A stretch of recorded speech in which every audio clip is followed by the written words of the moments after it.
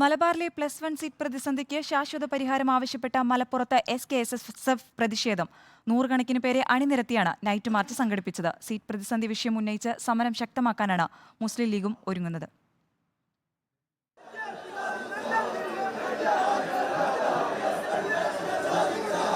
മലപ്പുറം കിഴക്കേത്താരയിൽ നിന്നും കുന്നുമല്ലേക്കാണ് SKSSF night March സംഘടിപ്പിച്ചത്.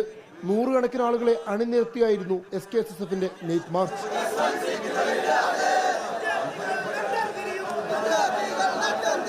മലബാറിലെ വിദ്യാർത്ഥികൾക്ക് ശാശ്വതമായ പരിഹാരം കാണുന്നുള്ള ലക്ഷ്യത്തോടു കൂടിയാണ് ഉപരിപഠനത്തിന് ശാശ്വതമായ പരിഹാരം ബാച്ചിന് നൽകിക്കൊണ്ടായിരിക്കണമെന്ന് അധികാരികളെ അറിയിക്കാൻ വേണ്ടിയാണ്. സീറ്റ് പ്രതിസന്ധി വിഷയത്തിൽ വിദ്യാഭ്യാസ വകുപ്പ് മന്ത്രി വി ശിവൻകുട്ടിയുടെ പരാമർശത്തിനെതിരെ രൂക്ഷ വിമർശനമാണ് SKSSF മാർച്ചിൽ ഉയർത്തിയത്.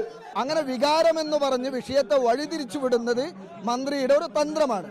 അതിനൊരിക്കലും കൂട്ടുനിന്ന് കൊടുക്കാൻ ഒരിക്കലും സംഘടന തയ്യാറല്ല. സർക്കാർ മലബാർ മേഖലയോട് കാണിച്ചിട്ടുള്ള അവഗണനയെ പരിഹാരമുണ്ടാക്കി നീതിയുക്തമായ നിലപാട് സ്വീകരിക്കുന്നതുവരെ, നടപടി സ്വീകരിക്കുന്നതുവരെ ശക്തമായ പ്രക്ഷോഭ രംഗത്ത് SKSSF ഉണ്ടാകും.